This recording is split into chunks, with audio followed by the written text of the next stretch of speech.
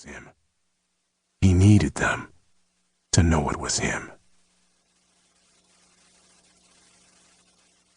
2. Wednesday, January 16th.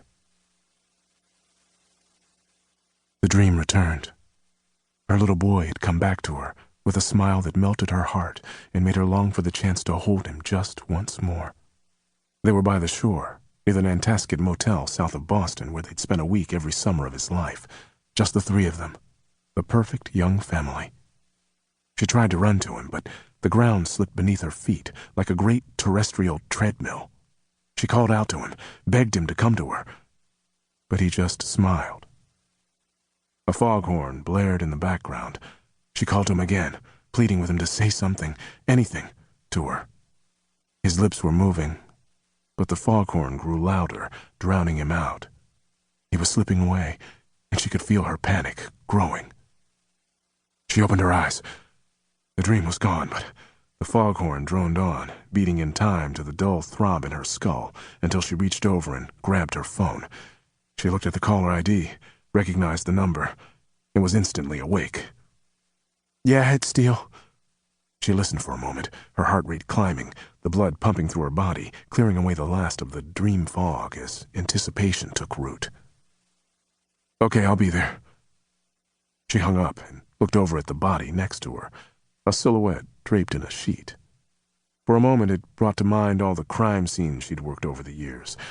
She swung her legs off the bed, pulled on her underwear and jeans, a blouse and a jacket. "Your tip panned out," she said. "I gotta go." "So go," the body replied. She'd hoped he was asleep. It would have been easier. "Thanks for last night. It was nice." "Always is." He didn't turn to face her. Kit Steele opened her mouth to say something, but could think of nothing appropriate. She grabbed her gun and her bag and headed out of the apartment. 3. Vincente crept along the pier, careful with every step to avoid a slip. The fall wouldn't kill him, but the water probably would. Not right away, but within a matter of minutes. Even in the dark, he could see the chunks of ice floating in Boston Harbor, gathering at the edge of the shoreline as though conspiring to take over the waterway, choke it off, force it to grow still. Carpio had heard that it happened once, a few years before, when the ice floats had become so large that ships had to be diverted, that the harbor had to be closed for 2 days as icebreakers were called in.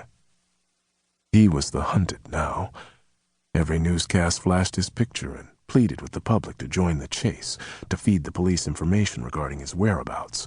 The skulls tattooed over his entire head captured the imagination like a horror film, and he was regarded as a supernatural predator by all of Boston.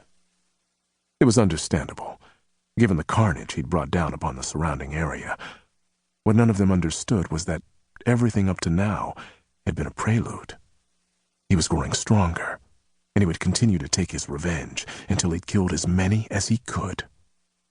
He was looking for a new area in which to hunt. It was getting more difficult with his growing notoriety. It would be hard for anyone not to recognize him.